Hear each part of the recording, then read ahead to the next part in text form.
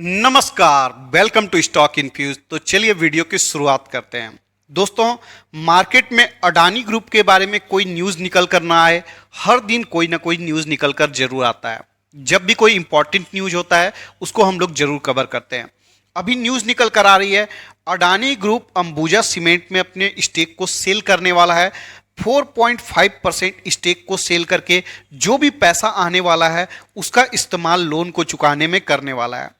अब ये अच्छी न्यूज़ है या फिर बुरी न्यूज़ है? दोस्तों, ओवरऑल देखें तो ये अच्छी न्यूज़ भी है और बुरी न्यूज़ भी है। अच्छी न्यूज़ ऐसे है, अगर कंपनी अपने लोन को चुकाती है तो इससे इन्वेस्टर का कॉन्फिडेंस बढ़ेगा, जो कि कंपनी के लॉन्ग टर्म ग्रोथ के लिए काफ़ी अच्छी बात है।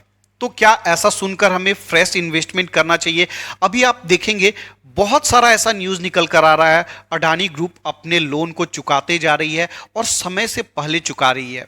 लेकिन इसका मतलब ये नहीं है दोस्तों कि आप कूद गए इन्वेस्टमेंट करने के लिए, क्योंकि आप इसका अगर दूसरा साइड देखने जाएंगे तो कंपनी जिस सेक्टर में काम करती है, खास करके अडानी ग्रुप की ज़्यादातर कंपनी को देखेंगे तो ये सेक्टर कैपिटल इंटेंसिव सेक्टर है और इन सेक्टर में बिना लोन का बिजनेस चल ही नहीं सकता है। अगर कंपनी को एक्सपेंशन करना है उसके लिए लोन की जरूरत पड़ेगी ही पड़ेगी। आप ऐसे देखिएगा, टाटा ग्रुप की कंपनी तो आपको टीसीएस डेट फ्री नजर आएगी, टाइटन डेट फ्री नजर आएगी, लेकिन इसी के उलट आप देखेंगे टाटा मोटर्स में आपको बहुत सारा कर्ज मिलेगा, टाटा स्टील में बहुत सारा कर्ज मिलेगा।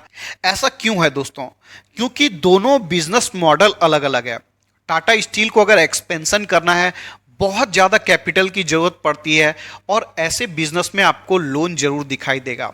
और अडानी ग्रुप की कंपनी में देखें तो ऐसा ही सेक्टर्स है जिसमें लोन की आवश्यकता होती है अगर बिजनेस को एक्सपेंड करना है तो। लेकिन हिंडनबर्ग रिपोर्ट आने के बाद वक्त बदल चुके हैं, जज्बात बदल चुका है और कंपनी को जो आसानी से लोन मिल रहा था, चाहे वो इंटरनेशनल मार्केट से हो चाहे डोमेस्टिक मार्केट से हो, वो लोन मिलना इतना आसान नहीं रह गया है। क्योंकि एक बार जब रिपोर्ट आता है तो वो काफ़ी ज़्यादा डैमेज कर जाता है। चाहे रिपोर्ट सही हो गलत हो वो मुझे बिल्कुल नहीं पता दोस्तों, मैं इस पर कोई भी टिप्पणी नहीं करना चाहता। रिपोर्ट गलत हो सही हो, लेकिन वो डैमेज जो करना था बिल्कुल अडानी ग्रुप को कर चुका है और ये डैमेज को ख़त्म होने में काफ़ी लंबा वक्त लग सकता है।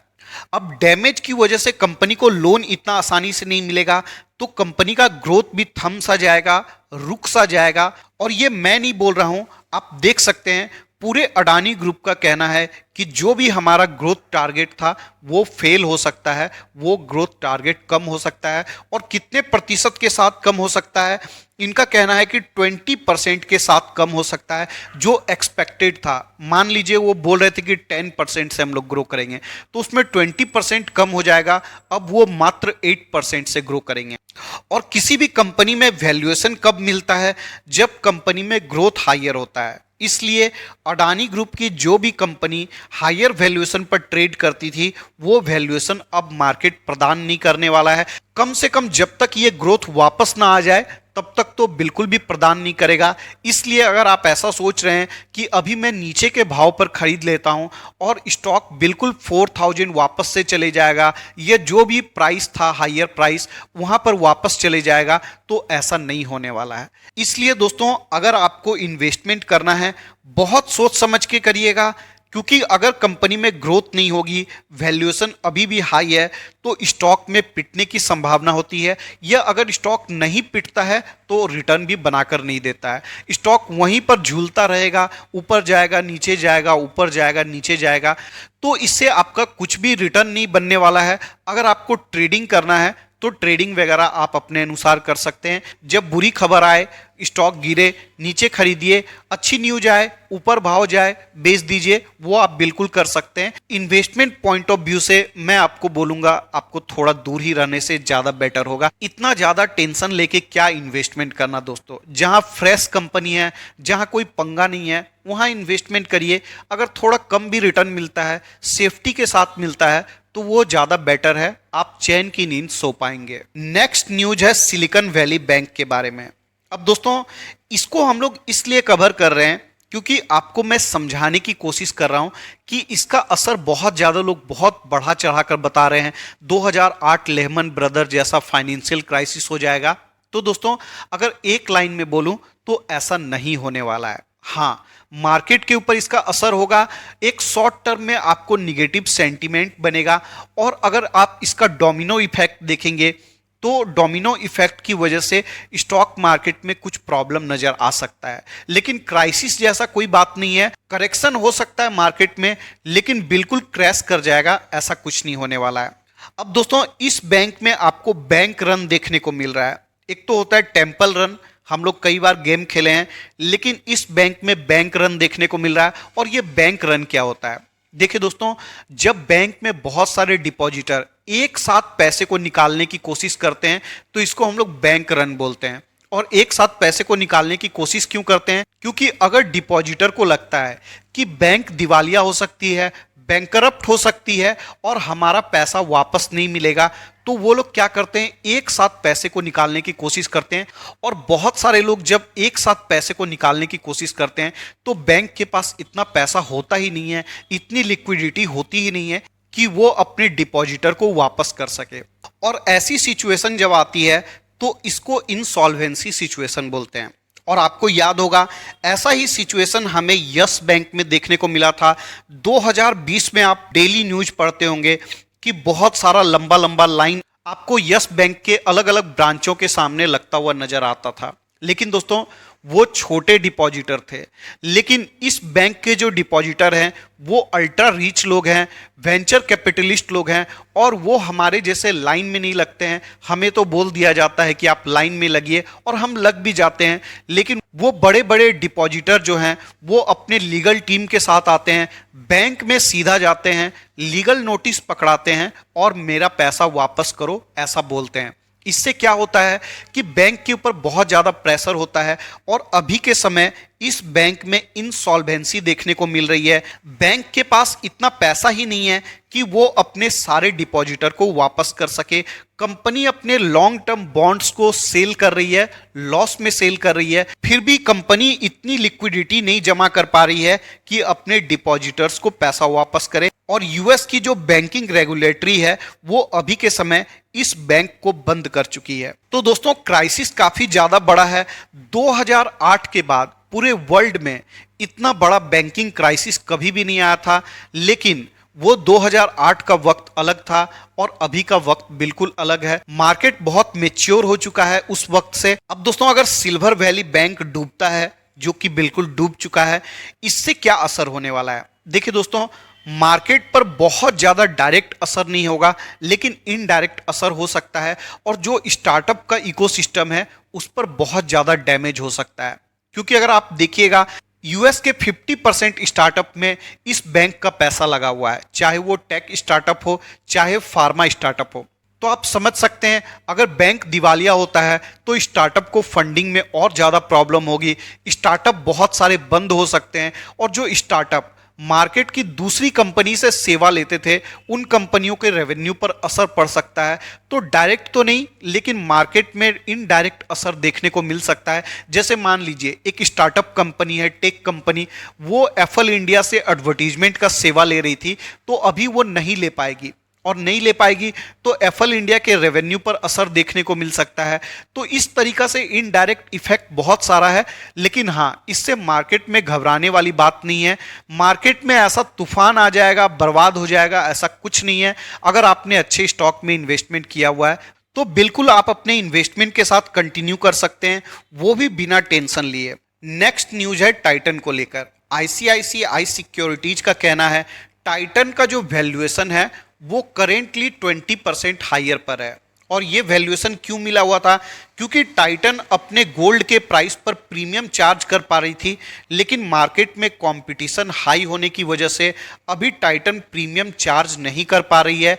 इसलिए हो सकता है टाइटन को जो वैल्यूएशन मिला हुआ है उसमें 20% की गिरावट हो सकती है। अब देखिए दोस्तों, आईसीआईसीआई डायरेक्ट का स्टडी कहता है ये, लेकिन क्या इसकी वजह से आपको स्टॉक को सेल कर देना चाहिए? मुझे ऐसा नज़र नहीं आता है। मैं जब से मार्केट में हूँ आप किसी भी कंपनी को उठाकर देख लीजिए, हर कंपनी के बारे में निगेटिव और पॉजिटिव न्यूज छपते रहती है। अगर आप हर न्यूज को देखकर रिएक्ट करेंगे तो आप मार्केट से पैसा नहीं कमा पाएंगे। कभी आप देखेंगे कोई ब्रोकर किसी स्टॉक की तरफ बहुत बड़ा टारगेट देते हैं और स्टॉक गिर जाता है, कभी स्टॉक का टारगेट नीचे दिया जाता है और स्टॉक ऊपर चले जाता है। जब मार्केट में निगेटिविटी होती है तो टारगेट आपको और नीचे का दिया जाता है, और जब मार्केट में पॉजिटिविटी होती है तो टारगेट और ऊपर का दिया जाता है। अब बहुत सारे ब्रोकर उल्टा पैजामा पहनते हैं और आपको पहनाने की भी कोशिश करते हैं। तो ब्रोकरेज जो भी टारगेट देते हैं, टारगेट को देखकर आपको स्टॉक को सेल नहीं करना चाहिए। अगर आपको कंपनी का बिजनेस समझ में आता है, लॉन्ग टर्म में लगता है कि आपको कंपनी में ग्रोथ है, तो आपको अपने इन्वेस्टमेंट के साथ बना रहना चाहिए। अगर आपको लगता है कि ग्रोथ नहीं आएगी, फिर आपको एग्जिट कर जाना चाहिए। अब दोस्तों, करेंटली अगर इस स्टॉक में वैल्यूएशन को देखने जाएंगे तो प्रीमियम पर नजर आएगा, लेकिन ऐसा नहीं है कि ये वैल्यूएशन आज प्रीमियम पर है और इससे पहले स्टॉक बहुत सस्ते में अवेलेबल था। लास्ट 5 ईयर का अगर प्राइस टू अर्निंग रेशियो देखने जाएंगे तो आपको हमेशा प्रीमियम नजर आएगा। देखिए, लास्ट 5 ईयर का median price to earning ratio 78 का है और करेंटली 68 पर नजर आ रहा है। तो वैल्यूएशन बहुत ज़्यादा हाई नहीं है। हाँ, आप बोल सकते हैं रिटेल सेगमेंट की कंपनी है, टाटा का ब्रांड है, अच्छा मैनेजमेंट है, तो कंपनी को थोड़ा हायर वैल्यूएशन मिला हुआ है। अगर इस स्टॉक में सेल्स एंड प्रॉफिट का ग्रोथ देखेंगे तो अच्छा नजर आता है, बहुत ज़्यादा हाई नहीं है लेकिन एक मॉडरेट ग्रोथ है, जो कि आप देख सकते हैं 10 ईयर, 5 ईयर, 3 ईयर में हमेशा कंपनी डबल डिजिट में ग्रोथ करते आई है। प्रॉफिट का भी ग्रोथ काफ़ी अच्छा नजर आता है। और अगर CAGR रिटर्न को भी देखिएगा तो आपको एक decent return company continue provide करती है, और रिटेल सेगमेंट आने वाले समय में और अच्छे से ग्रो कर सकता है। कंपनी इनोवेशन पर ध्यान दे रही है, एक्सपेंशन पर ध्यान दे रही है। तो आपको अगर इस स्टॉक में फ्रेश इन्वेस्टमेंट करना है तो 2250 रुपये से आप इन्वेस्टमेंट की स्टार्टिंग कर सकते हैं। जैसे जैसे स्टॉक में गिरावट होगी, छोटी छोटी क्वांटिटी में ऐड करिएगा। अभी मार्केट में काफ़ी ज़्यादा वॉलेटिलिटी रह सकती है। नेक्स्ट न्यूज LIC पर निकल कर आ रही है। आप देख सकते हैं पिछले 3 मंथ में LIC ने अपने 4% मार्केट शेयर को लूज कर दिया है। अब दोस्तों, ये आपको बड़ी बात नहीं लग रही होगी, लेकिन जो भी कंपनी अपने मार्केट शेयर को लूज करेगी वो आपको कभी भी रिटर्न बनाकर नहीं दे सकती है, चाहे कुछ भी हो जाए। अगर आपको एग्जाम्पल देखना है रिसेंट टाइम में, तो आप देख सकते हैं HDFC AMC का एग्जाम्पल। वो अपने मार्केट शेयर को लूज करती है और स्टॉक में कुछ भी रिटर्न नहीं बनता है, चाहे कोई भी मर्जी न्यूज आ जाए, कितना भी ब्रोकरेज का टारगेट आ जाए, लेकिन कंपनी आपको रिटर्न बनाकर नहीं दे पाएगी। चाहे कंपनी बड़ी हो, छोटी हो, कैसी भी हो, आपको कभी भी रिटर्न नहीं मिलेगा अगर कंपनी अपने मार्केट शेयर को लूज करेगी। अगर कंपनी अपने मार्केट शेयर को इंटैक्ट रखती है, प्रॉफिट एंड सेल्स का ग्रोथ बढ़ता है, तो हो सकता है आपको अच्छा रिटर्न मिल भी जाए। लेकिन अगर मार्केट शेयर कंपनी लूज करती है तो रिटर्न आप नहीं बना पाएंगे। कुछ दिनों पहले मैंने LIC के ऊपर एक वीडियो बनाया था जिसमें मैंने बोला था कि LIC अपने मार्केट शेयर को लूज कर सकती है, इसलिए आपको इन्वेस्टमेंट नहीं करना चाहिए। तब किसी ने वीडियो पर कमेंट किया था कि आपका एनालिसिस बहुत गलत है। देखिए दोस्तों, आप मेरे से बिल्कुल डिसएग्री कर सकते हैं, आपका राइट है डिसएग्री होना, और मैं हमेशा 100% टाइम बिल्कुल सही नहीं रह सकता हूं। आप चाहें कभी भी अपने डिसएग्रीमेंट को वीडियो के कमेंट बॉक्स में कमेंट कर सकते हैं, मुझे भी आपसे बहुत कुछ सीखने को मिल सकता है। लेकिन कभी भी डिसएग्रीमेंट जो होना चाहिए वो फैक्ट के बेसिस पर होना चाहिए, अपने नज़रिया के बेसिस पर नहीं होना चाहिए। अगर आपने इस स्टॉक में इन्वेस्टमेंट किया हुआ है तो ठीक है, आपने कर दिया है गलती से, तो आपको एग्जिट करने का ही मौका देखना चाहिए।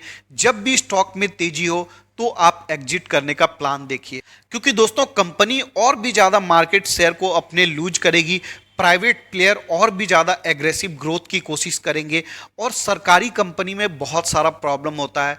PSU कंपनी में डिसीजन मेकिंग स्लो होता है, और गवर्नमेंट बहुत सारा पैसा ले लेती है कंपनी से डिविडेंड के रूप में। इसलिए जो भी सरकारी कंपनी है उनमें ग्रोथ काफ़ी कम होता है और रिटर्न भी काफ़ी कम होता है। तो अपने अनुसार आपको डिसीजन लेना है। मैंने अपना बस पॉइंट ऑफ व्यू रखा है।